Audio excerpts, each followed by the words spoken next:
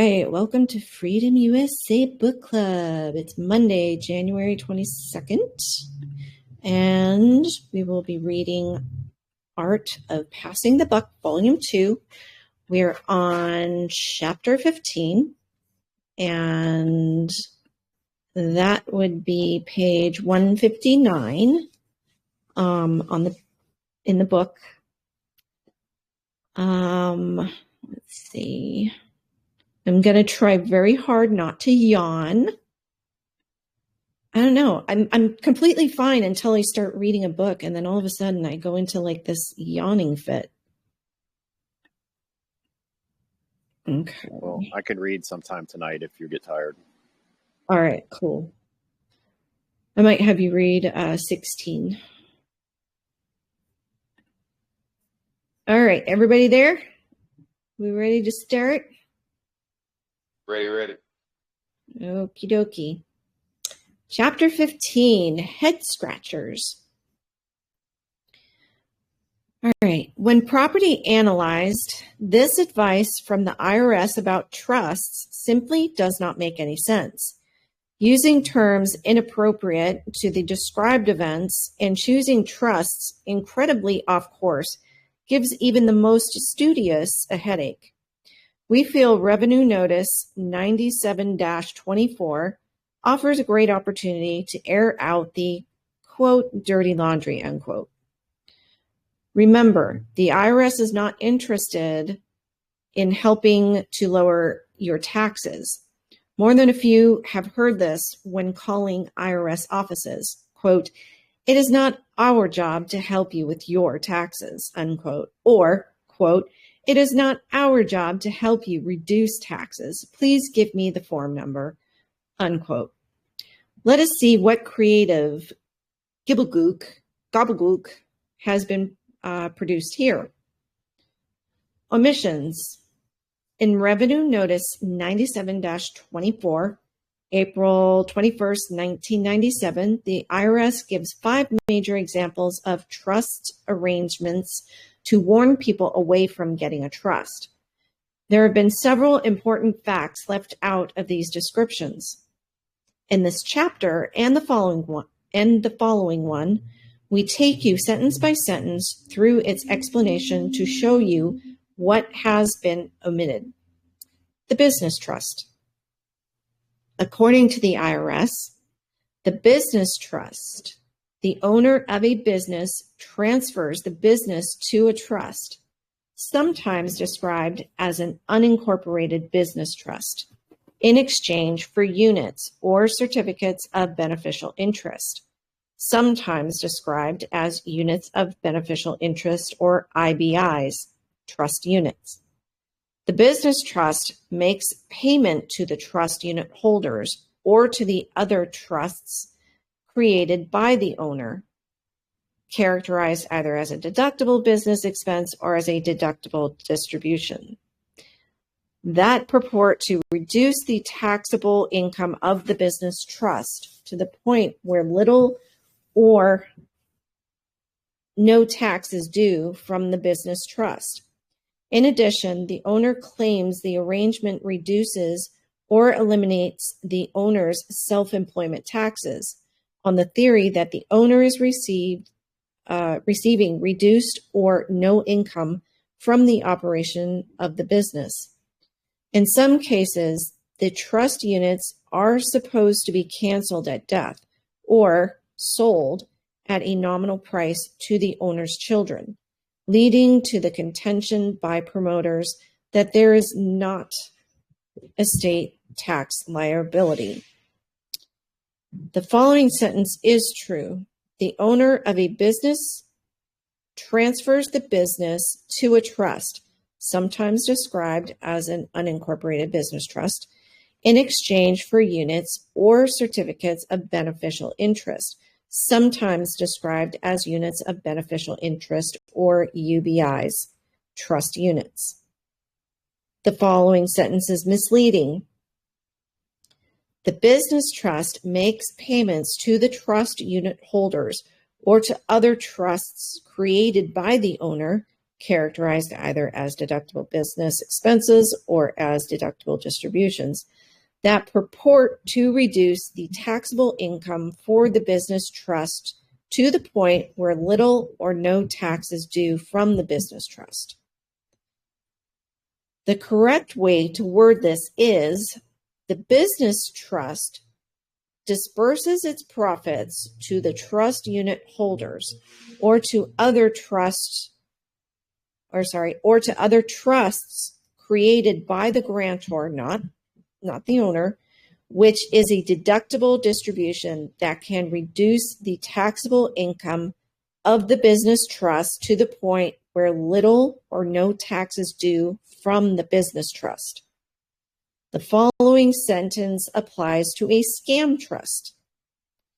In addition, the owner claims the arrangement reduces or eliminates the owner's self-employment taxes on the theory that the owner is receiving reduced or no income from the operation of the business.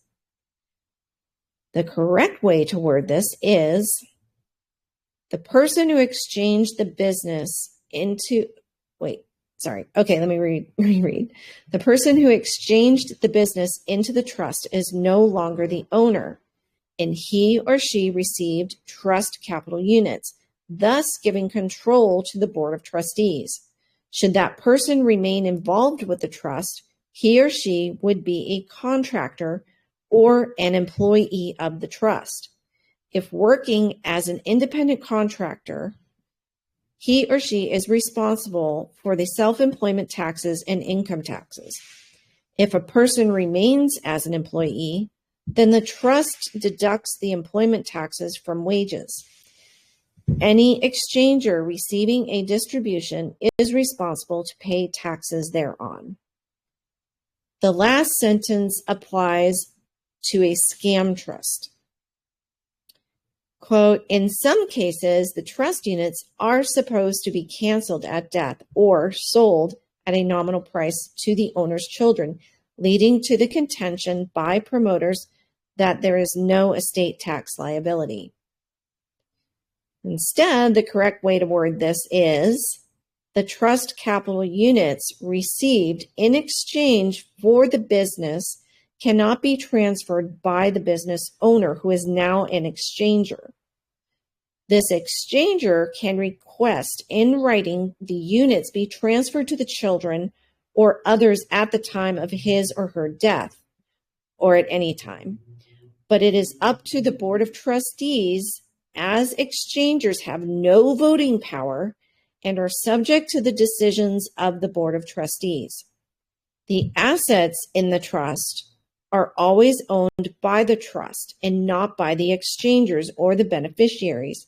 Therefore, reissuing the trust certificates is an internal process and only leads to a K-1 distribution at the end of the year to the new exchangers or beneficiaries who are responsible to pay the taxes on funds received.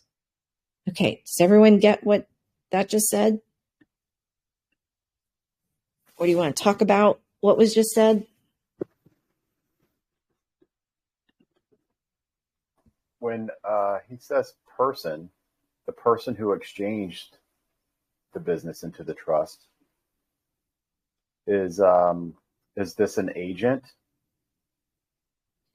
Where did it say person? The top, very first sentence of the top of the page. Okay. So the person who exchanged the business into a trust is the grantor. So when you put assets, so you create the trust, the grantor creates the trust indenture, right? And as soon as the grantor puts money, stocks, property, whatever, into the trust to keep the trust funded, then they become an exchanger. And so that and when you put something into a trust, the grantor is no longer the owner. It's the trust who owns the property and assets. Yeah, just every time I see person now, I'm thinking of some sort of legal fiction. Well, technically, it is a legal fiction because the person has a title. A person is just a title. So the person would be the grantor, which is Yeah, a so you title. would sign John Doe. Grantor.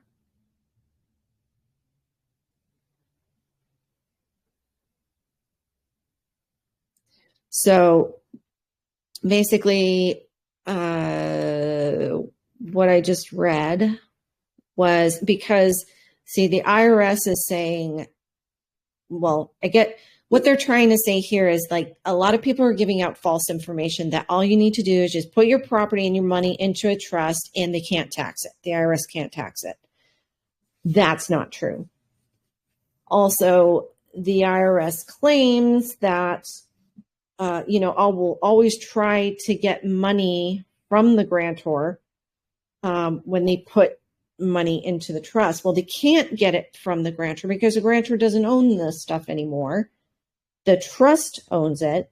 They can't necessarily get taxes out of the trust because the trust just owns it. They're not necessarily, unless I believe they make a profit off of it, but how you get rid of the trust being taxed is you disperse whatever profit you're getting you disperse it to the beneficiary and the employees of the trust, or you reinvest it and get more stocks or whatever.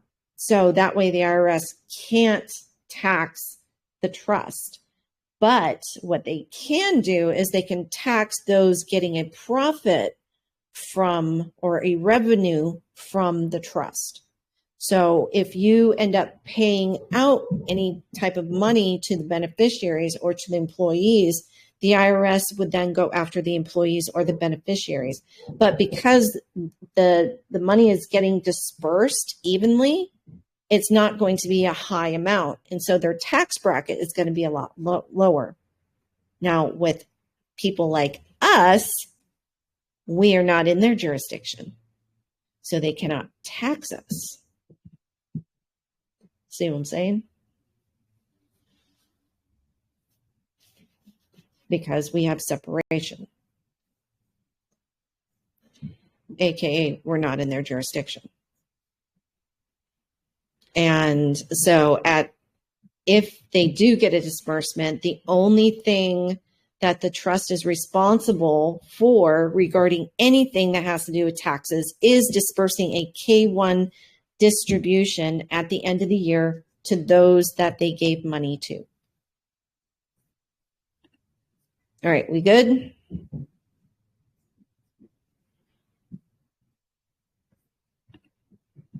Okay, I'm going to take that as a yes. The equipment or service trust. The IRS describes abusive trust arrangements as those being promoted with the promise of tax benefits with no meaningful change in the taxpayer's control over, I'm assuming that means to say a benefit from the taxpayer's income or assets. The promised benefits may include the following: reduction or elimination of income subject to tax. Deductions.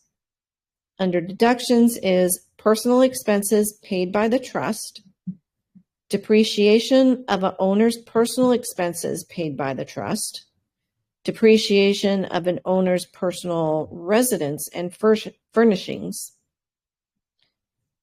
Okay, and then the next bullet point is a stepped up basis for property transferred to the trust. The third bullet point is the reduction or elimination of self-employment taxes. Fourth bullet point is reduction or elimination of estate or gift taxes. The list is impressive, and one would think that with this definition, even the time-honored irrevocable statutory trust falls into the abusive trust arrangement category. There is a key phrase to note in Notice 97-24, quote, meaningful change, unquote. This means, quote, did the grantor actually surrender assets to a bona fide, irrevocable trust board of trustees, or is he or she still in control of the assets? This particular notification blurs those lines, so those who read these warnings do not quite have a clear picture. The detriment here is always, does the trust have a fully functioning board of trustees or a real trustee separate from the grantor? If yes, then a trust exists. If not, then a scam trust exists. Before we apply our insight and interpretation to the example of an equipment or service trust, we will address the issues listed above. 1. Reduction or elimination of income subject to tax. 1A.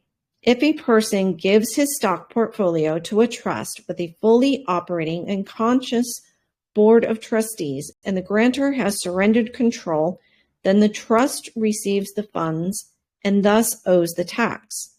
This automatically reduces the grantor's income tax. We think this is obvious. 1B. If all the funds that flowed to the grantor prior to the trust now flow to the fully functional irrevocable trust, and the grantor has properly surrendered control of this cash flow, then the grantor does not owe the tax. The trust owes the tax. This is not only basic reasoning, it happens to be the tax law. Deductions. Food and clothing are not deductible. Most of the rent is not deductible. Personal gifts given to others are not deductible. Everything else, more or less, falls into various shades of gray depending upon how the assets are transferred and who or what owns the assets. If an item is personal and belongs to the owner, then it is not deductible. If it belongs to the trust, then it depends on what it is. Residential property can be transferred to the trust, and the owner gives up all rights to the property. The expenses of the property belong to the trust. By the way, the same applies to property transferred to a corporation. Number 3, stepped up basis of property transferred to the trust. Any property transferred to a trust should be appraised at the time of the transfer for the safety or both the trust and for both the trust and the grantor. 4. The reduction or elimination of self-employment taxes. This is more complicated and again must be handled per specific situation, depending upon the cash flow and how distribution is set up in the trust. If the grantor works on contract and pays self-employment taxes, then he or she usually continues to do so. 5. Reduction or elimination of estate or gift taxes. All irrevocable trusts, whether statutory or common law, reduce or eliminate estate and gift taxes. Now, on to the subject of the equipment or service trust. The following is the IRS definition. The equipment trust is formed to hold equipment that is rented or leased to the business trust, often at inflated rates. The service trust is formed to provide services to the business trust, often for inflated fees. Under these abusive trust arrangements, the business trust may purport to reduce its income by making alleged deductible payments to the equipment or service trust. Further, as to the equipment trust, the equipment owner may claim that the transfer of equipment to the equipment trust in exchange for the trust units is a taxable exchange. The trust takes the portion that the trust has purchased the equipment with a known value, its fair market value, and that the value is the tax basis of the equipment for purpose of claiming depreciation deductions. The owner, on the other hand, takes the inconsistent position that the value of the trust units received cannot be determined, resulting in no tax gain to the owner on the exchange.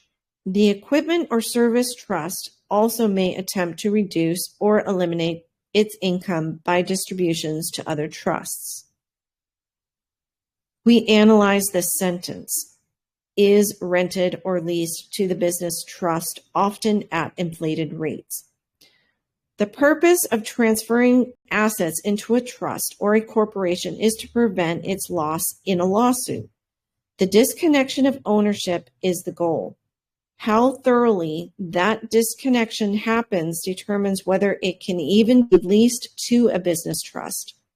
Assuming it is done correctly, the ownership is transferred successfully. The equipment can be leased. In an abusive trust arrangement, usually the equipment is being leased back to the owner who never properly exchanged any assets into an adequately formed trust. Example, where trustees are functional. The service trust is formed to provide services to the business trust, often for inflated fees. Actually, if a business trust is formed, why should a service trust also be formed? If the Board of Trustees manages a business trust, then all the cash flow comes directly into the trust and not through the hands of the grantor. Why not just pay the grantor a consulting fee or a distribution? The description of a service trust seems way too complicated. Okay. Further, as to the equipment trust, the equipment owner may claim that the transfer of equipment to the equipment trust in exchange for the trust units is a taxable exchange. The trust takes the position that the trust has purchased the equipment with a known value, its fair market value, and that the value is the tax basis of the equipment for purposes of claiming depreciation deductions. Okay, so this is clever, but the underlying issue is, quote, substance of transaction, unquote. No functional board of trustees equals no substance of transaction. So making a taxable exchange gets one nowhere. If fully knowledgeable, trustees are not involved. You own the equipment and will still own it no matter how much paperwork is shuffled around because you did not give it away to anyone. There was no real exchange. Okay, and then the IRS saying the owner, on the other hand, takes the inconsistent position that the value of the trust units received cannot be determined, resulting in no taxable gain to the owner on the exchange. So TCUs are without value until there is a distribution. Each TCU changes in value according to the payout of the profit of the trust from year to year. If there are 5 people who hold TCUs and the profit at end of year is $100,000, then each person gets a percentage based on the number of TCUs or based on how the Board of Trustees determines the payout. It may decide that $50,000 of the profit is put back into the business. This is why TCUs have no value, for they are consistently in flux. With this in mind, we can see that this owner is clearly confused concerning even what a TCU is and how it is to be handled. Also, the term owner is muddled. Is the IRS talking about the owner of the TCUs or the person who started the trust? Okay, now they're stating, I think so this is another thing the IRS said was the trust takes the position that the trust has purchased the equipment with a known value, its fair market value, and that the value is the tax based of the equipment for purposes of claiming depreciation deductions. Okay, so this might be correct if the fair market value were accurate and the trust functional. To us, this is somewhat garbled, but is something to ponder. So my question is, how is this different from in volume 1, what the guy did with the equipment he needed? He had his kids' trust purchase it, and then he rented out the equipment through the kids' trust and paid money to the kids' trust and got the equipment. Are they just talking about a specific, I'm going to build another trust specifically for leasing and renting equipment? Anybody have any? Yeah, I would think so, because I mean they have business trusts, they have holding trusts, like a property trust. Yeah, it's crazy how many trusts you can make up whatever trust you want to. Yeah. So Dawn, I think they were just showing you an example of the trust being misused. okay, The business but trust. how was it misused though? Well, they're saying if they're increasing the amount of the the equipment, just to to you understand, put more into the trust, right? and the least amount. That's what I thought. Got it. But how's that different from like someone, like a business that rents equipment will usually not do it at the fair market value. They'll usually hype up the cost, especially with cars. I guess if what the fair market value is the consensus market value of what most machines that rate go by, or are we talking like a blue book value? Well, I mean, I think they make so many trusts just so that no one trust holds too many assets and has too much liability. And then whenever you spend extra money on a job like that, you're spending money on material, which means you spent more on the material, which is a tax break, than you did on the labor of the job. Okay. Also, what they might be saying is the IRS is saying, okay, you're trying to skirt the system by creating this trust, buying all this equipment, renting it and leasing it out at a way higher value than what it's really worth. So you can launder money into that trust, and then you can claim depreciation so you're not taxed on it. And they're saying if it's done right, this holds no weight. Like, because the whole purpose of putting equipment into a trust is to alleviate liability, not to alleviate necessarily tax issue, like tax stuff. Even though that is something that comes out of it, that's just what's the word I'm looking for? A positive benefit that you get out of it, but the main crux of putting equipment, or like a car or something, is to separate the liability.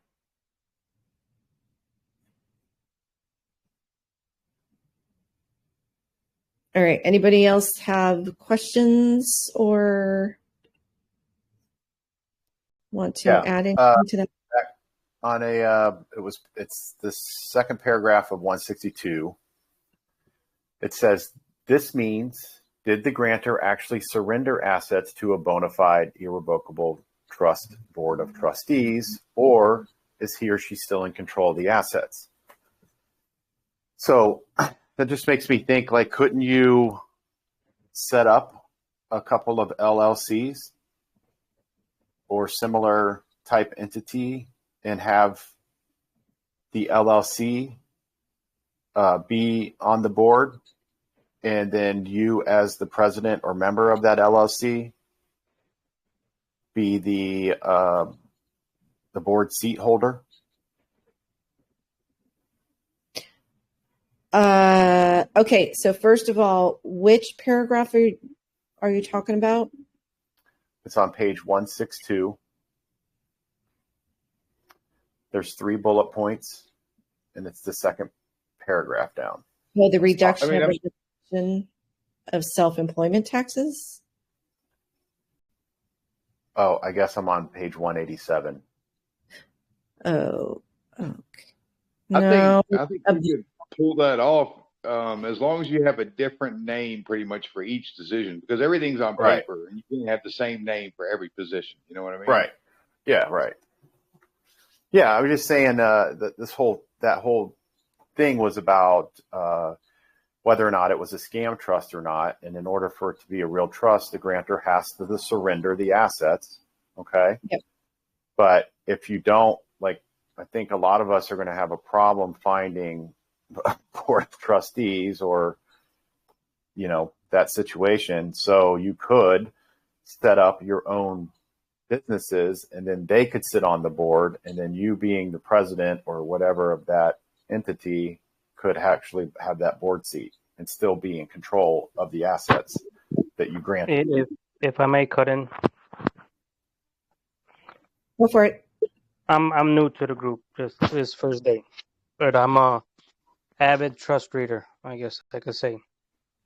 What they're referring to in this regard is the powers that the grantor has retained.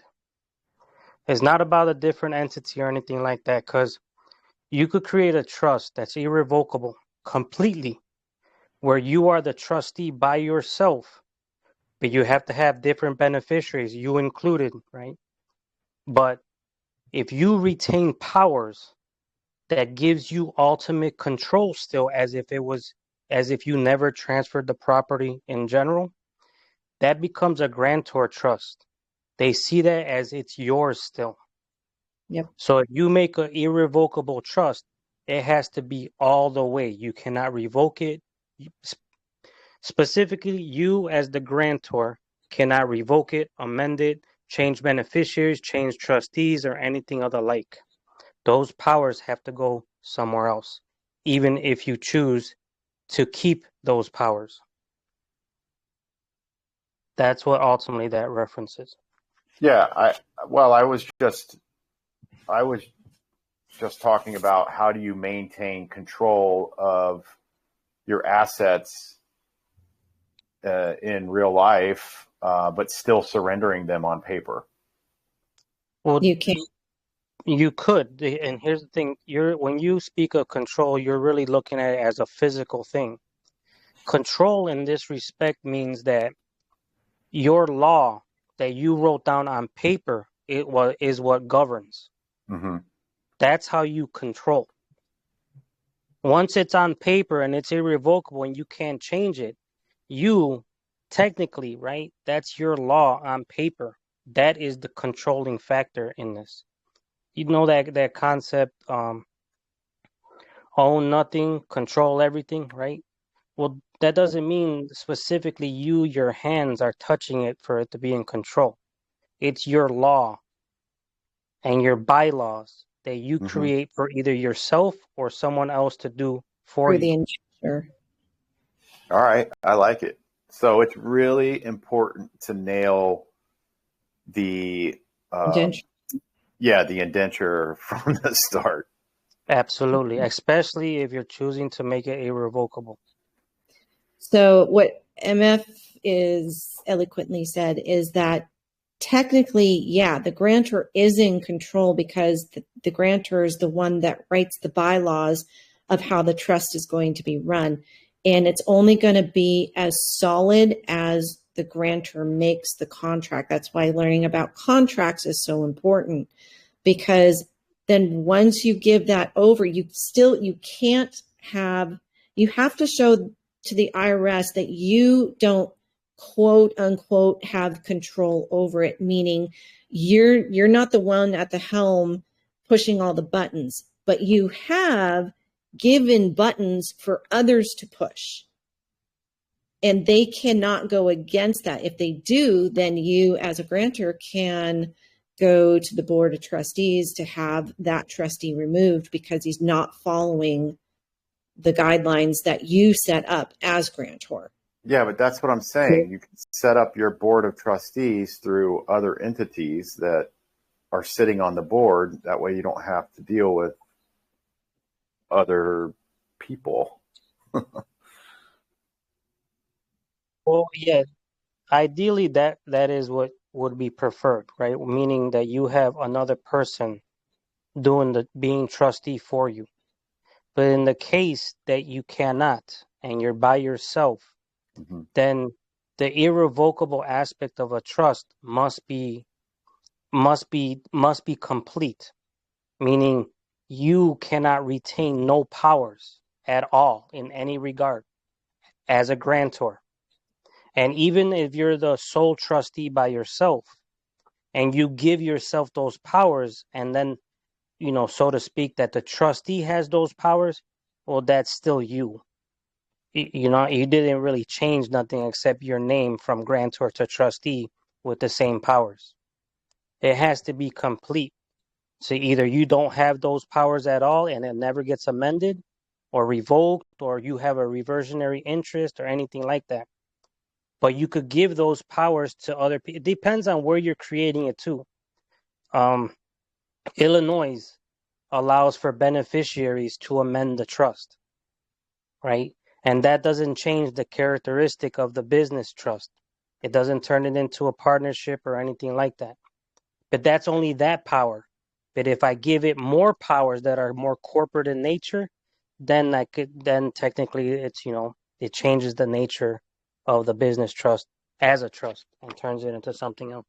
So are you saying that my idea of having other, for instance, like a president of a S Corp be the board of trustee, is the same thing as creating an ironclad trust indenture, and then let's say I'm the grantor and I create this ironclad trust indenture, surrender everything to the trust, but in that indenture I say, I want as the beneficiary while I'm alive, I want this trust to do this stuff with these assets, and write that in a way to where I still have some control over it. Well, no. The minute you said that the beneficiary is commanding the trustees to do something, you already screwed yourself. The beneficiaries have no control whatsoever outside of what the law in general gives them, meaning the principles of equity that have been written on statutes. Right? In these types of trust, even in an ordinary trust, the beneficiaries are never supposed to have control in any aspect of the administration or of the business itself. Mm-hmm. The only that because that's a principle of ordinary trust, to give powers to the beneficiaries in that regard for control makes it more aligned to a corporation, because that's what corporations do. That is one of the attributes of a corporation. Shareholders have a say-so. They could make things happen by a vote. We're not supposed to have that no more. As a grantor, for sure, you're not supposed to have that. If you as the grantor, even as a beneficiary, you don't want that for yourself either. Your goal is that you wrote up your indenture in such a way that, outside control is not required. All right, let me run this by you. Okay, so grantor surrenders assets to trust, and at that point the grantor is like, I don't need control of this anymore. I just put it in trust. I'm going to have the beneficial use of it, but it's going to go to these beneficiaries. Can that grantor be a beneficiary also? Absolutely, but okay. You got to understand that in terms of irrevocability, right? That term only applies to the grantor, right? It's him. He cannot have that power. He might have that power in conjunction with other other trustees, right? Say if he's the trustee, right, and there's two other trustees, he could have that power where all three of them have to vote on it, because then he's not in specific control.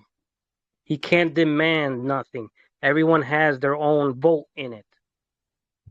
That takes away the aspect of him only solely deciding the irrevocable, the whatever, the irrevocable aspect of it, whichever term, whichever attribute applies to that, whether amending, revoking, changing beneficiaries, retaining interest, and so forth. What if grantor owns two companies, company A and company B, and then grantor places assets into irrevocable trust, and then in the indenture assigns the president of company A and company B to sit on the board of trustees? Well, is that far enough away? It is possible, right? I understand what you're saying. It is possible, right? So, but the way the federal statutes say it, right, for income tax, if you are a majority shareholder in those corporations, then you're looked at as it's you. You understand what I'm saying? Yeah, you separated yourself, no doubt. But now say you're 51% owner of that corporation. Okay, well, then you're the owner now. Okay. And this is something that they ran into, the problem that they ran into, I think, with a railroad trust, something like that, where they made their employees board of trustee members, but they had control because the grantor was the owner of the business and he could fire the employees. So he had control of the board of trustees. Absolutely. You cannot have control, any type of control whatsoever. There needs to be separation. Now, can you be grantor, trustee, and beneficiary? Yeah, but you're going to get red flagged by the IRS. I'm going to tell you that. Well, the minute you, right, in a irrevocable trust, the grantor essentially disappears because he's not supposed to have nothing, no involvement whatsoever. Sorry, not involvement, no interest whatsoever, legal or beneficial, right? At least in terms of control, meaning being able to control the beneficiaries, control the trustees, and so forth. That's supposed to be gone. The grantor can be a trustee and then be a beneficiary. He just can't be the same person on both sides. One side has to be added. It has to add a person. Yeah, to have an adverse party, because you cannot be the one with the majority of the stake in the trust. Otherwise, you can't. It's not a trust. It's a scam trust. So you want to create as much division, and you want to have an adverse trustee, someone that you're not related to, that has the majority of the stake in the trust. Then you've created separation. You can be a trustee, and then there needs to be a vote. Like you can maybe get another trustee that's a family member, and then you need all three to vote yes to do anything, to make any decisions in the trust. Yeah, especially if you're a trustee with someone else, right? You want to make it where almost everything that you guys execute is together, meaning one person, especially you, can't go off and do things on your own and sign for things. There are some limitations to that, of course, right? But ideally, that's not what you want to do because you don't want that attachment of it having grantor powers or retaining interest and stuff like that. The limitations would be that ministerial stuff, accounting stuff, ministerial stuff. It's just manager stuff. Yeah, administrative stuff is separate than the ministerial. As a trustee, the trustee is never supposed to give up his administrative powers, not even to an outside manager. You always want to have them as straight up just managers doing ministerial stuff. All right, we're going to get going. Welcome to the group. Thanks for coming. Honestly, Nice to have you man, here. That was really good. the minute I was told that you guys read, right, I'm in. Because that's been a struggle for me. I'm strict in my group, and I like, dude, I'm not answering none of your questions unless you read this first. I can't do it. I'm not here to Baby Pete. repeat the echo chambers. I can't do that. You know, it's a repetition of echo chambers of opinions and theories, and everyone has them without facts. I need them facts first, the substance. But let's continue, though. Okie dokie. So we're on page 165. The Family Residence Trust. So section 2, paragraph 3 of the referenced notice informs us about taxation of non-grantor trusts. We find this a good and short definition of how a trust should operate. If the trust is not a sham and is not a grantor trust, the trust is taxable on its income, reduced by amounts distributed to beneficiaries. The trust must obtain a taxpayer, The trust must obtain a taxpayer identification number and file annual returns reporting its income. The trust must report distributions to beneficiaries on a Form K-1, and the beneficiary must include the distributed income on the beneficiary's tax return. So far, all scam trust cases that we have reviewed have not reported distribution properly. In fact, they have not reported distribution at all. Notice 97-24 describes the Family Residence Trust as having received residential property that is rented back to the owner, but the owner has not paid any funds to the trustees to prove that the property has been rented. Yeah, yikes. That's a big no-no. Here's the actual description. The owner of the family residence transfers the residence, including the furnishings, to a trust. The parties claim inconsistent tax treatment for the trust, and the owner, similar to the equipment trust, the trust claims the exchange results in a stepped-up basis for the property, while the owner reports no gain. The trust claims to be in the rental business and purports to rent the residence back to the owner. However, in most cases, little or no rent is actually paid. Rather, the owner contends that the owner and family members are caretakers or provide services to the trust, and therefore live in the residence for the benefit of the trust. Some other arrangements. The Family Residence Trust receives funds from other trusts, such as a business trust, which are treated as the income of the trust. In order to reduce the tax which might be due with respect to such income and any income from rent actually paid by the owner, the trust may attempt to deduct depreciation and the expenses of maintaining and operating the residence. We start by analyzing this sentence. Quote, the owner of the family residence transfers the residence, including the furnishings, to a trust, unquote. Transferring residential property to a trust is legal, and if a person wants to include the furnishings, that person may, under previous circumstances we described in Volume 1, although it does not make much sense. Items transferred to a trust should have a lasting value, and we would recommend that if certain furnishings were worthy of being transferred to a trust, they should be put in a separate trust. First of all, the transfer of property into any trust requires it to be recorded at the county in which it belongs. And second, the county will not accept furnishings to be included in a property transfer. So this first sentence may be misleading. The people who participated in this arrangement were uninformed, and a large amount of information is missing. Next, we have, quote, the parties claim inconsistent tax treatment for the trust and the owner, similar to the equipment trust.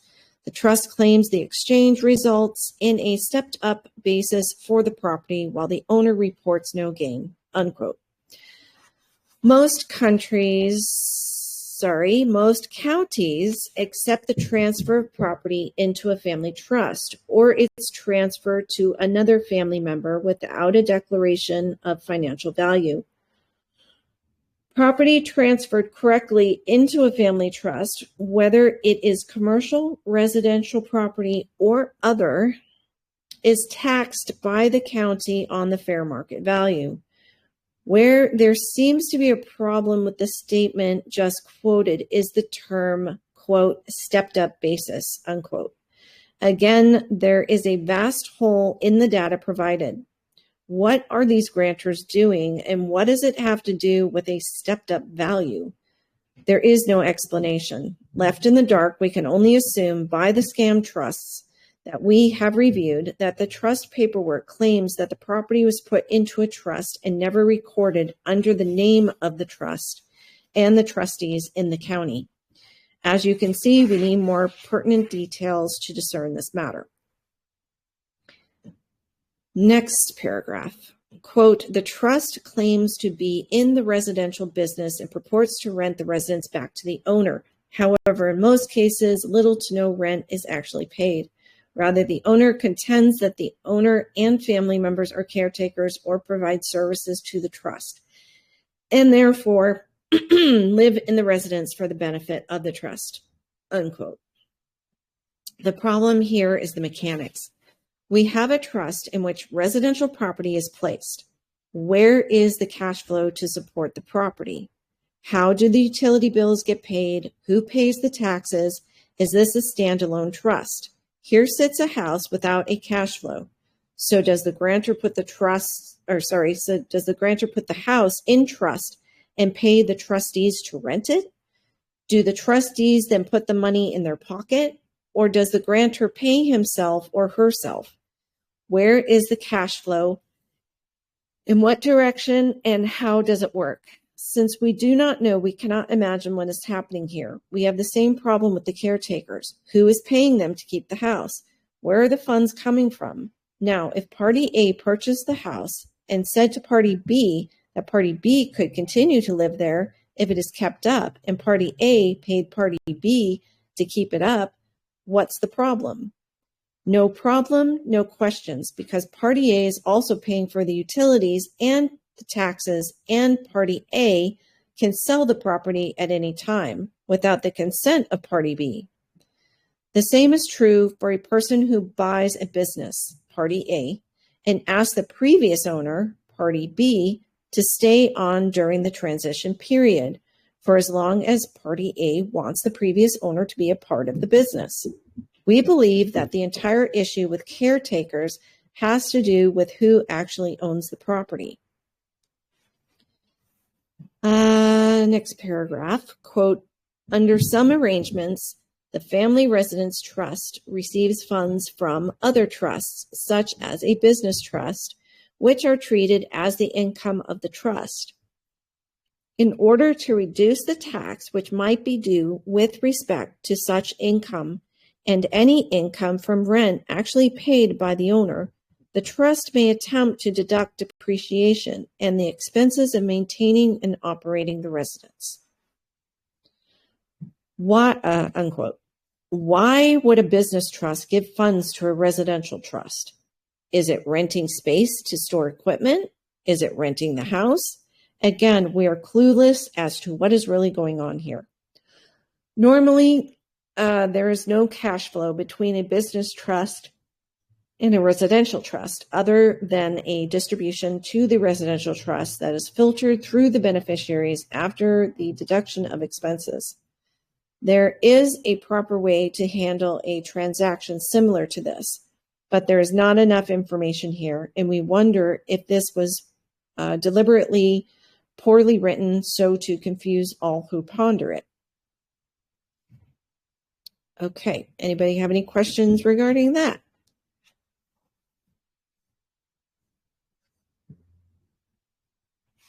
Okay, the charitable trust.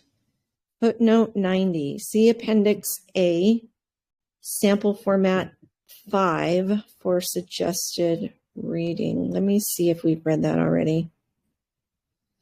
Appendix A. No, we have not. Let me see how long this is. Oh, super short.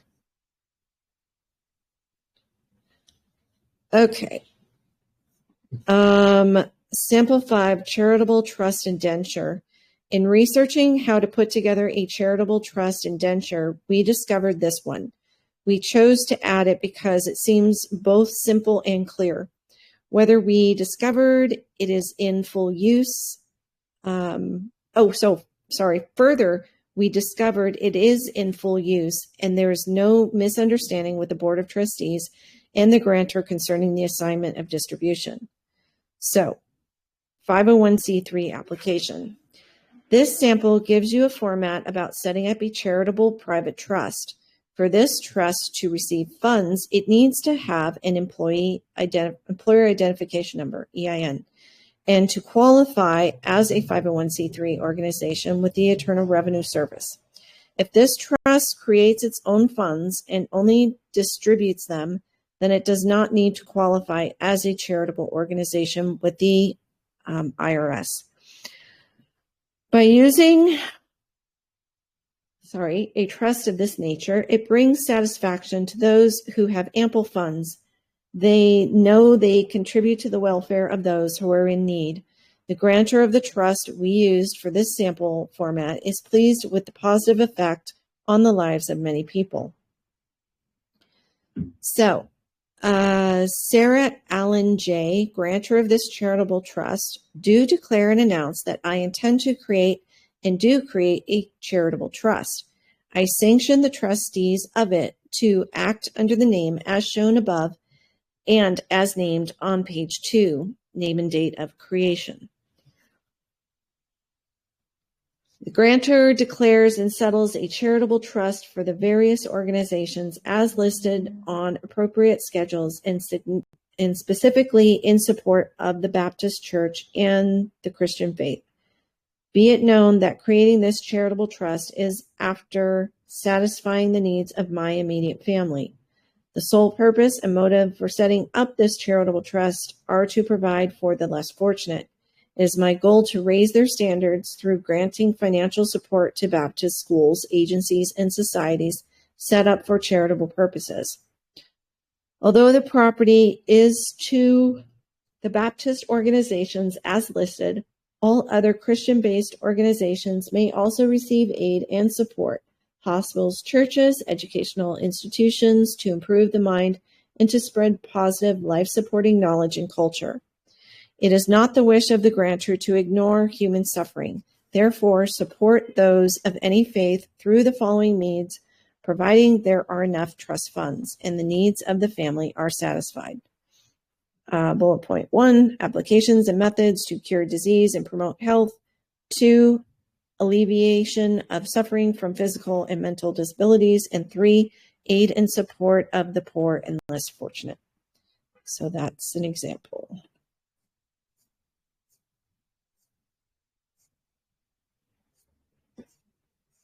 Going back to the beginning.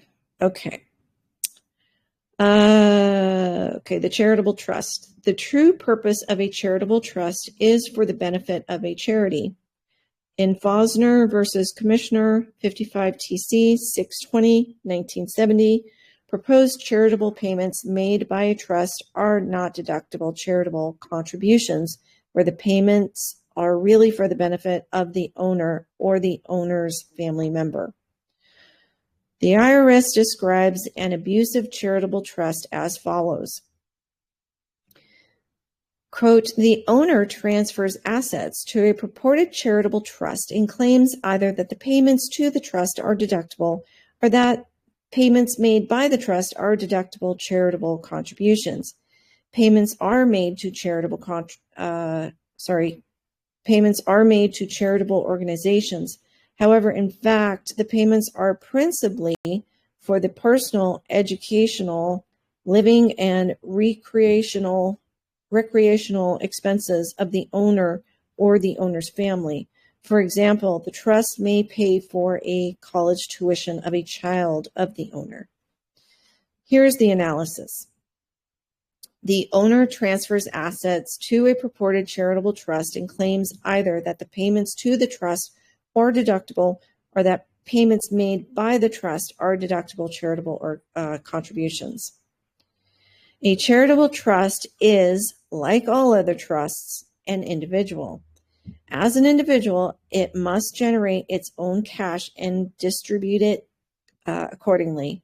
The proper way for a charitable trust to function is to have a bevy of investments that generate ample cash, and the Board of Trustees doles it out to various worthy charities.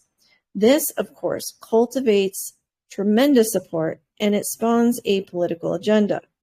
That is, lots of money, lots of agreement, one pot, and someone ambitious comes along and wields power. The power can be for good or evil. For example, a charitable trust for the benefit of the homeless can have enough funding to pay for lobbies to get dramatic legislation passed that addresses the issues of the mentally ill and educational opportunities to get people off the street.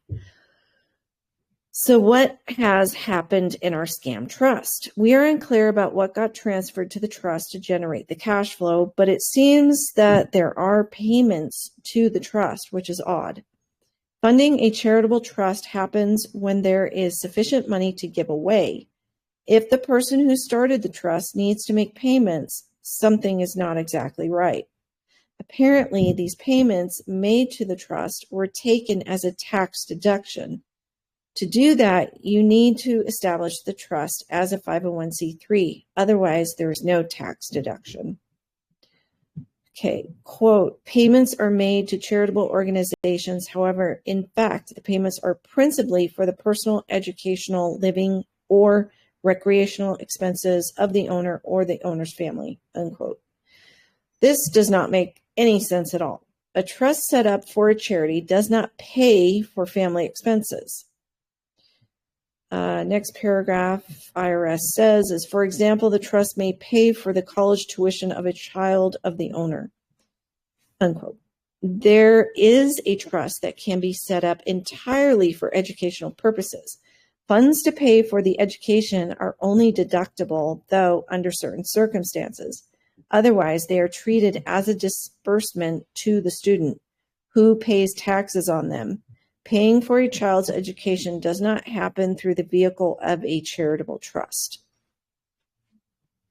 Anybody have any questions regarding that?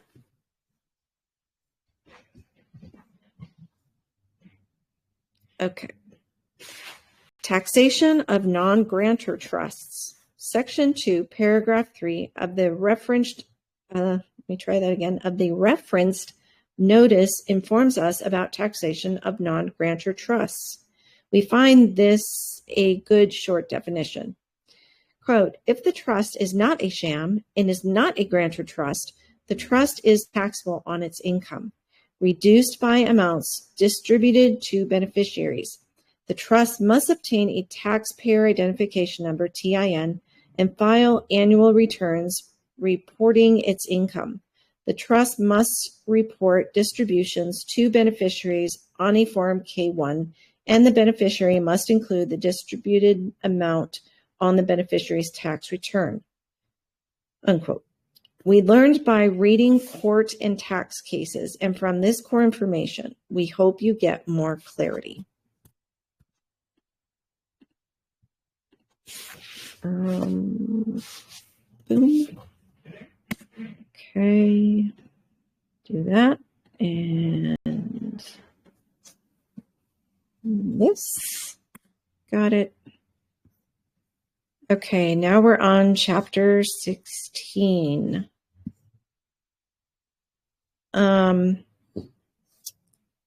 Deep End, did you want to attempt to read this? Okay. Chapter 16, Absolute Musts. Just when you think you might have a grasp on the intricacies of a trust, we give you more details to build your fortress of wealth. The trust documents are not enough. Even though we state these are absolute musts, they are not necessarily immediately needed. Once a trust generates a strong cash flow, this level of additional coverage is clearly a good idea. Extra documentation. There is extra documentation beyond the indenture to keep an irrevocable trust alive and to minimize threats that may drain funds. This paperwork prevents the trust's depletion because of unforeseen circumstances. Every trust, whether irrevocable or not, should have at least for the grantor and, if possible, the spouse and beneficiaries, the following as part of initial setup. 1. Health insurance. 2. A durable power of attorney for health care. 3. Medical directive. And 4. A pour-over will. Should these 4 items not be an adjunct to the trust, then the trust funds can be used to save or prolong the life of a grantor or beneficiary.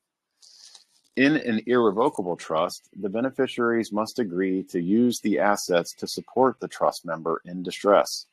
And in a revocable trust, the assets are an automatic collateral for a grantor.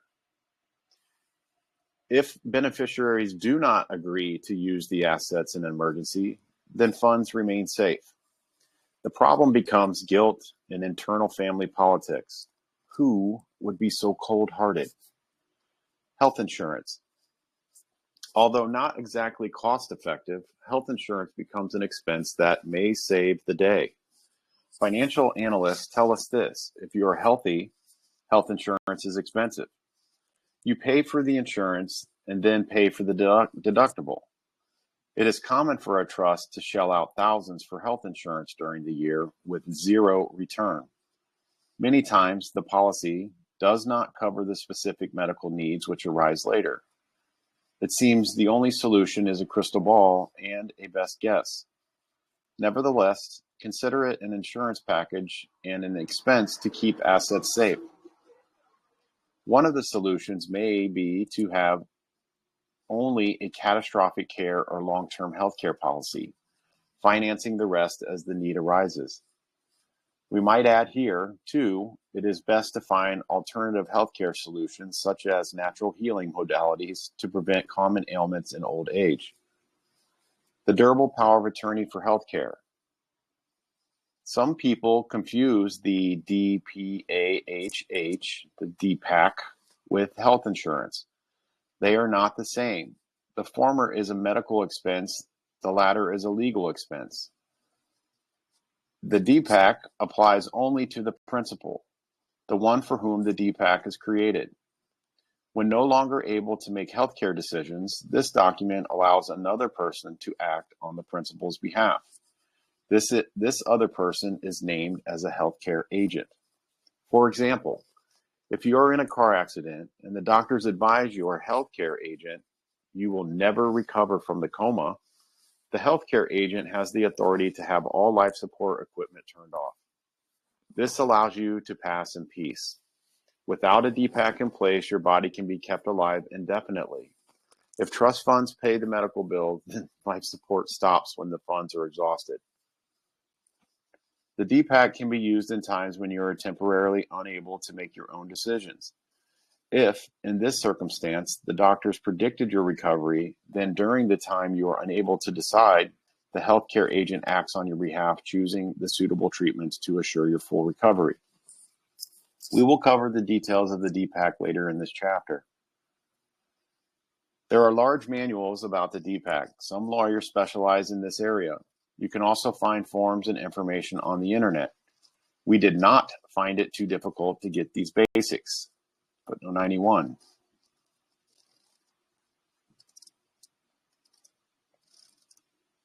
Revocation.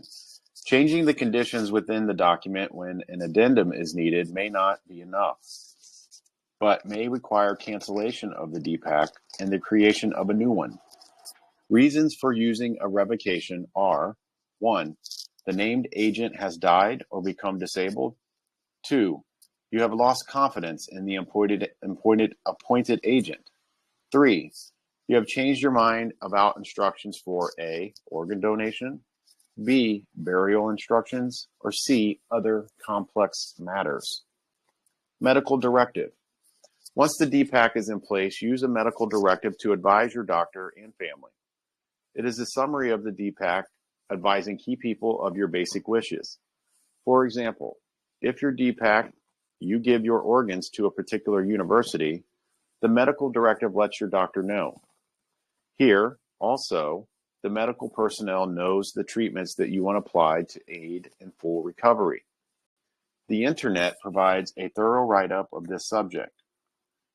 We suggest you read it before preparing a DPAC and the medical directive. If you do not have access to the internet, write to Commission on Legal Problems of the Elderly, American Bar Association, 740 15th Street, Northwest, Washington, D.C., 2005. Telephone 202-662-8690. Pour over will. All the items that you not put in your trust can pour over into your trust when you die. This may not be the best solution, though. Many of those items you did not put into the trust were excluded for good reason. And here is the document you use to earmark where your favorite jewelry, furniture, and other odds and ends go. The family photo album may be a prized possession of that you kept out of the trust. Now is the time to will it to one of the family members. You choose an executor to this will, and he or she acts in concert with the trustees to sort out your various belongings. The executor should not be one of those trustees or anyone associated with the trust who would have an interest in getting your worldly goods. I'm going to read that again. You choose an executor to this will, and he or she acts in concert with the trustees to sort out your various belongings. The executor should not be one of the trustees or anyone associated with the trust who would have an interest in getting your worldly goods. The pour-over will can be simple, stating everything that you have now belongs to the trust, or you can parcel out your items after your passing. The pour-over will also contains a detailed description of how you want your funeral service conducted, what songs to sing, your burial or cremation choices, and where to spread and keep your ashes. You can choose the religion, the church, and the party given at your passing. Yes, we said party. Some pour-over wills state the person passing would like to have a roast in his or her honor. Originals. There should be at least 2 originals of the last 3 agreements. Keep one copy in a separate location as part of the trust original documents, the other copy belonging to the principal. Some doctors in some states do not accept photocopies. In an emergency, it's best to present the original document. That's important. Some doctors in some states do not accept photocopies. In an emergency, it's best to keep and present only the original document.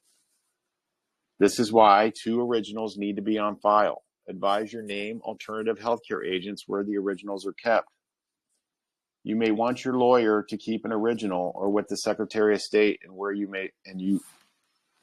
you may live be a good place to file an original. Nitty-gritty details of the DPAC.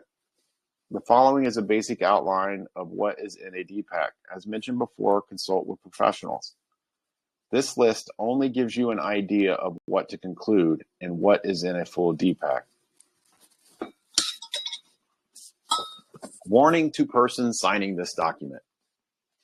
This DPAC healthcare states that you have read the document you sign and you know you are giving another person the power to make healthcare decisions for you. This part of the document cannot be less than 10-point type size and should be entirely capitalized. Designation of a healthcare agent. Most of the time, the spouse becomes the healthcare agent. If you are not married, then it is a close friend or other family relative. All the healthcare agent's contact information is on the DPAC. The principal, the one who the DPAC is for, must update the documents or provide updated health information to the healthcare agent about changes.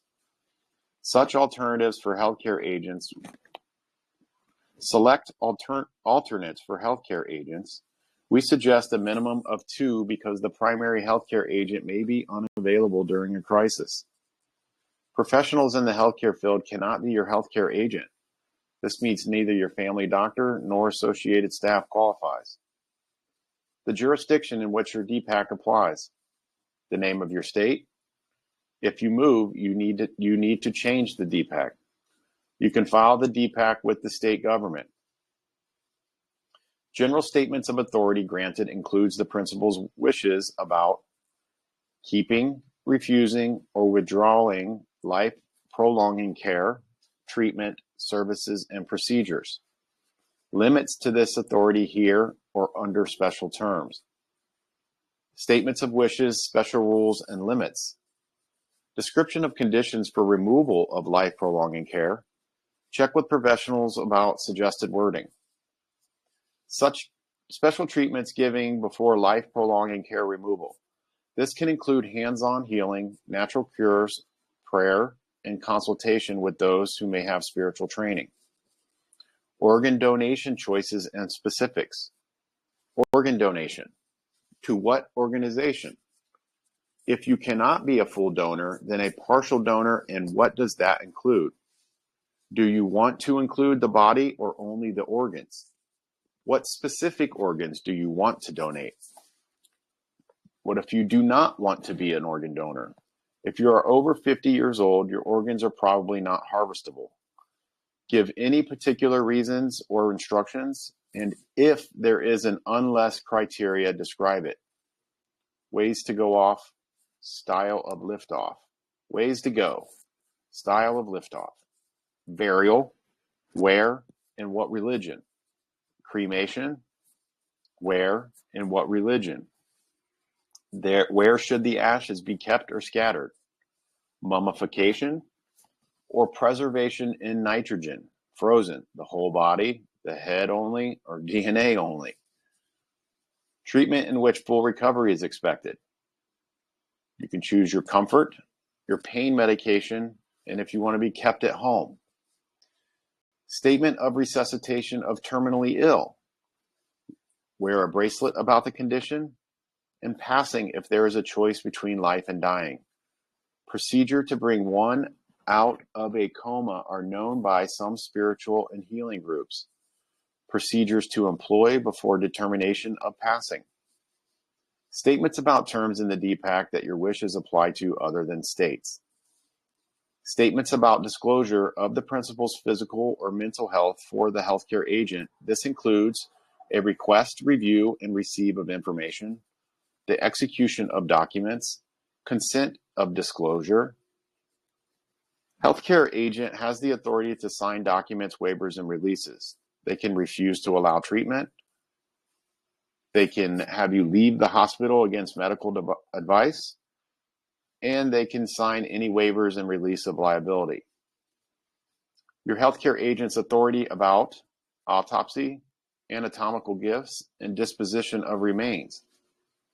Your healthcare agent can approve of an autopsy, can approve the disposition of parts or parts of the body applying to the laws of the state, and approve the disposition of remains. Gifts to healthcare agents. If there are specific gifts to healthcare agents, list them. Otherwise, no gifts can be given. Excluded from this is a healthcare agent that is covered by the pour over will terms or the trust. Duration. How long do you want this durable power of attorney to be in effect? Do you want it to renew automatically after so many years, unless otherwise mentioned? Or do you have no end date specified? Conservator of the person. If you need long-term physical care, who should be court appointed? There is no need to name a conservator, but it's a good idea to name a person now. And then you need a signature and the witnesses. There are lengthy protocols about witnesses who must have sufficient identification and must certify your state of mind. There must be 2 witnesses, and they cannot be people named in the DPAC. It seems a notarized statement is not sufficient, and a notary does not know the principal personally. I just went through all of this with my mom. Lowdown on the medical directive. The current date when given to the medical personnel, the statement about your feelings on death and old age, statements about incurable or irreversible injury, disease, or illness, about your wants about diagnosis, such as, do you want certification by 2 doctors about your condition? Your ideas, limits, and uses on life-sustaining procedures and when to be withdrawn. A statement that you have created a durable power of attorney for healthcare and who is the named healthcare agent. The statement that you be allowed to die. Any relevant information on your current medical condition that may impact the decisions of your long-term illness, treatment, or whether you are pregnant. Statements about your wishes carried out by law. Statement of personal convictions and beliefs about death. Your choices for long-term care. A statement about bodily remains and burial or cremation, and a direction that is full information is in the pour-over will or the durable power of healthcare. A statement that you can revoke the medical directive. A statement of your mind and your state of mind and emotions at the time you created this document or formal letter. 2 witnesses with their full address and telephone numbers. The pour-over will's pesky particulars. The pour-over will is the last will and testament of the principal and supersedes all other wills. These are standard subjects to include your name and location, including county, a statement of lawful age and mental condition, not acting under duress, menace, fraud, or undue influence, revokes all wills, testaments, and codicils made until now. Who pays? Who pays the funeral expenses, personal debts, and administration expenses? To whom your personal property now belongs, refer to schedules, list, or name the trust. An appointment of executor, who is often the same person as the healthcare agent, but for the sake of that person's state of mind, it might be better for you to choose someone else to be the executor. The burden of taking care of your dying and your burial might be best shared with another close family member. Details of what the executor can do, such as handle real estate and brokers. A designation of others to serve as the executor if the first choice is not available. A description of the funeral ceremony, your religion, place, songs, message to those who attend, theme, social gathering after the ceremony, the details of your burial proceedings or cremation. What does your personal estate pay for? And what does the trust pay for? The place or burial or cremation. Reference to the durable power of attorney for healthcare for details about organ donation, or you can repeat that information here. Statements about beneficiaries and remaindermen who may challenge the terms and the results of any challenge. The signature, 3 witnesses with addresses. If you discover pondering these issues give you a headache, it is nothing compared to the troubles incurred when they remain unanswered.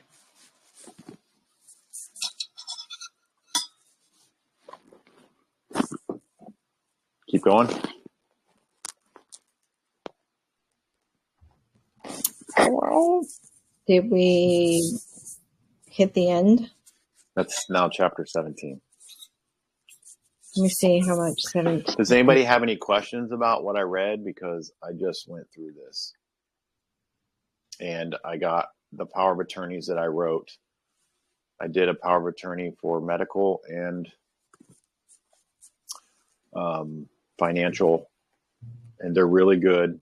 I had help. And the hospital was treating my mom one way until I came in with the power of attorney and then treated her completely different. I mean, the nurses were stroking her hair, and it was just Really? it was amazing because I was, practicing, the stuff from the agency. So I was attacking it from an agency position, and it was unbelievable the amount of care that she got after I brought that thing out, and they knew that they were going to be held liable. And then shortly after that, we had to do banking, and the bank sent that up to their headquarters, and it was accepted in 3 days. And each one, the bank and the hospital, asked, who wrote this? Because it's all in bullet point. So if you need to adjust it on the fly, you can. But I had all of this stuff in there, and it's very important. And I learned this from a guy that his father had a stroke, and when he went to the hospital, he didn't have a power of attorney. And this is where they can vaccinate you. They can do anything, because from my understanding, when you don't have a power of attorney and you're incapacitated, you now become a ward of the state. And essentially, power of attorney, essentially, when you don't come in, they essentially take control, because that's what you did when you signed in. You assign them all rights and interests. Yeah. So I've heard that story before. When somebody shows up with a power of attorney, things change dramatically. Well, I'll leave it at this, but this guy, his dad went in, and it was a terrible experience, and he was helpless. So I heard this guy's testimony, and this is what inspired me to do it. And I worked with him on his experience, and he said the next time that his dad had to go in, it was completely different, and it was a completely much better experience for the whole family, and that he was in control of his father, the way that it really is this amazing gift during a crisis, that you can implement the principal or whoever you're the agent for in this time of needs, their wishes. And for me as a son, it was just this tremendous duty, and it went extremely well, and I'm super grateful for it. So get it done. When you think about it, they've taken control of the property that's signed into the hospital. And when you show up with your power of attorney, you're claiming the property. Got it? It's just like the birth certificate. And you got to go through their contracts. I mean, every one of the contracts at the hospital was you were signing away your rights, titles, and interests verbatim. They were allowed to have doctors walk out during surgery, and other doctors come in, and then medical students come in, and I'm like, no. I was literally marking stuff out and going, this is not going to happen. The anesthesiologist cannot leave the room. Wow.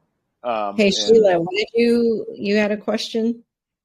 Yeah, I was just actually wondering if that would be something you would be willing to share with us in the group. Of course, blacking out any personal information, but just to give us an idea of a template. And for me, I think that would be fabulous. And since you have already been there, you've led the way for us, and could save us a lot of mistakes and heartache if we had something to go by. So that's what I was looking to see if you would be willing to do. Well, I'm happy to work with you individually, but I can't do that because it's proprietary information from somebody else in the community, and I've made a commitment that I wouldn't do that. But I will absolutely help you in any way I can.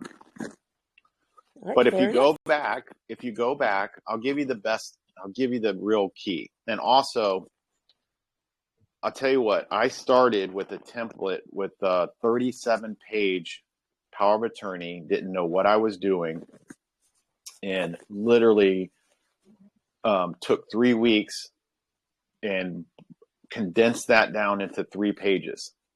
So I'm talking like 37,000 words got condensed into 600 words. You don't want to write things that you can't defend.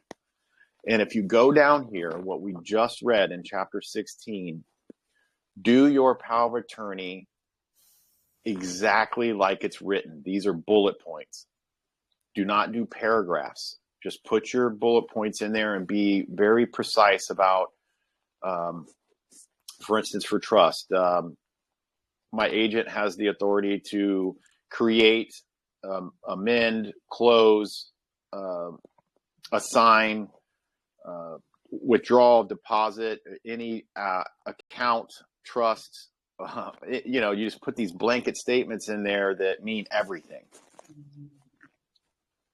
But if you do, and the other thing is, if you copy someone else's, something this important, if you copy it, you won't learn it. And I had to write it. And I'm going to tell you, when I got done writing it, it changed my life. I cried.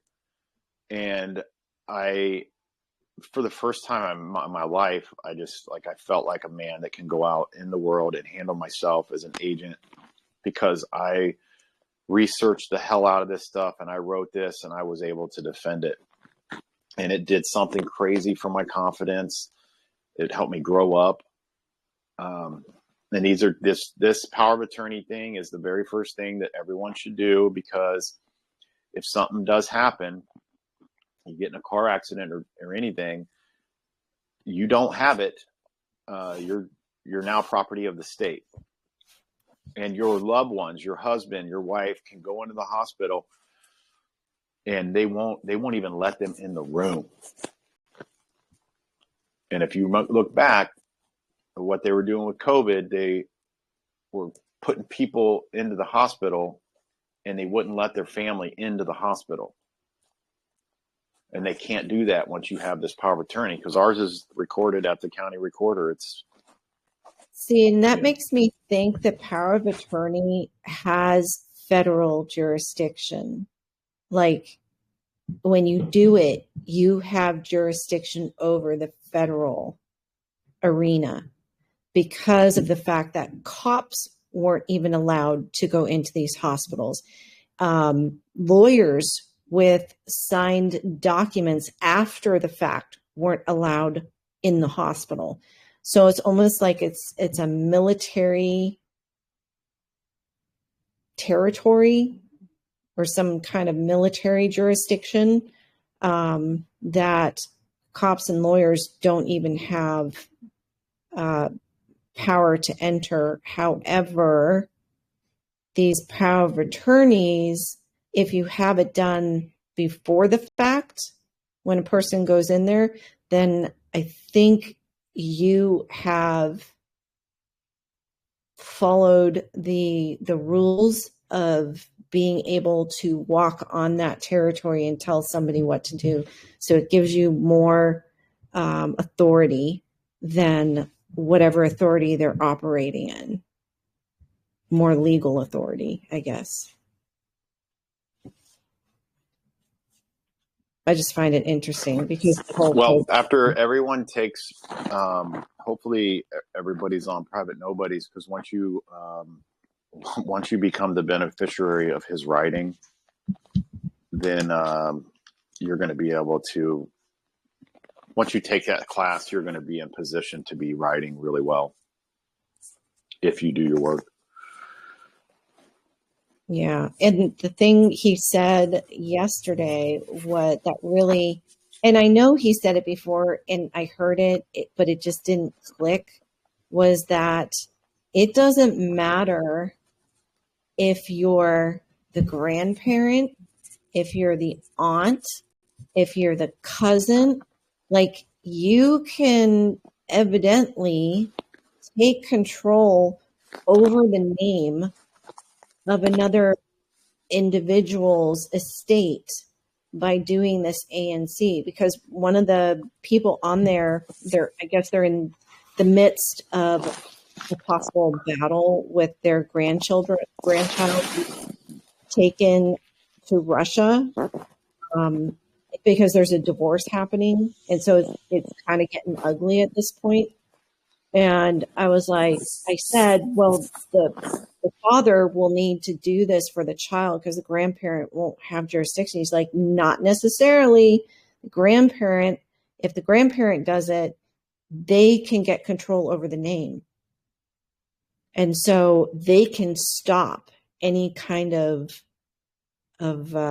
taking of the property, which is technically whoever has the name holder over the name of the child, that person has top authority. So interesting factor there. That you can use this also in a way of defending your position and getting out of their jurisdiction. I guess that's a better way of explaining it, is like being in the hospital, you're in their jurisdiction, but once you have that ANC process, or once you have that power of attorney, now that jurisdiction no longer is present. Like you almost like wipe that jurisdiction off the map for that specific person, that you've created separation of joinder, or that you have taken control over through the ANC process or through a power of attorney.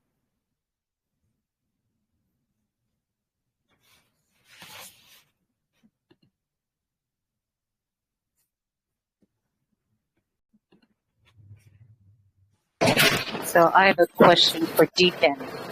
So you recorded the power of attorney with the county? And if you did, why? I'm a little confused on that. Well, this was in Tennessee.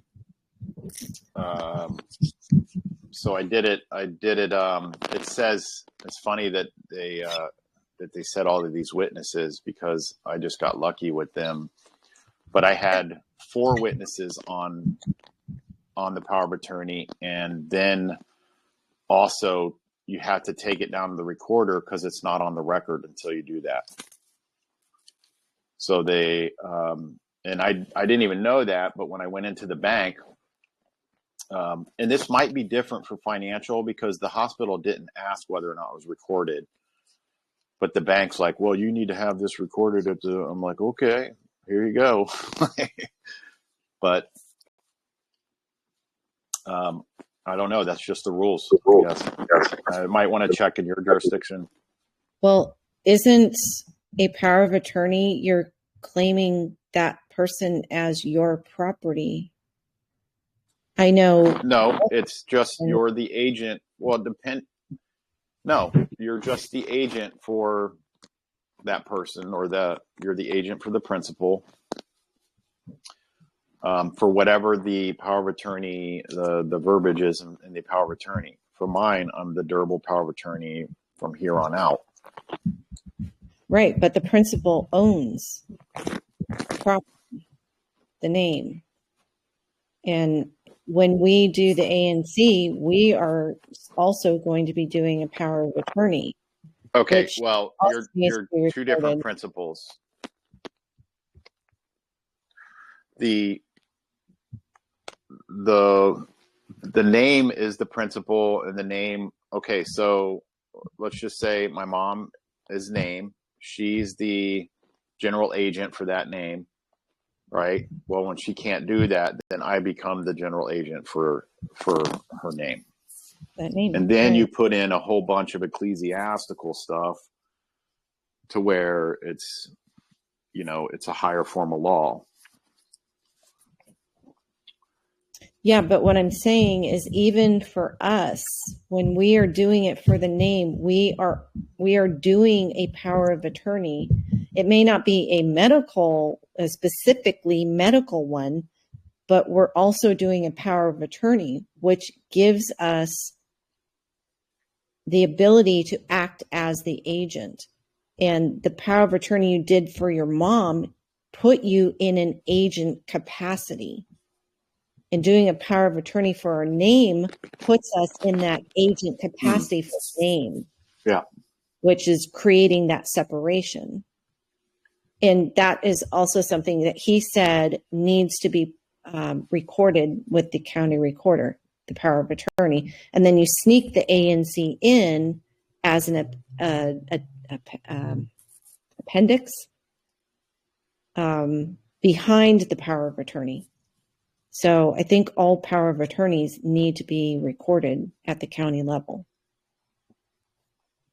Because technically it's property. Remember, we're not bodies. We're not people in the sense of bodies, man, woman. To them, we are property. The name is property.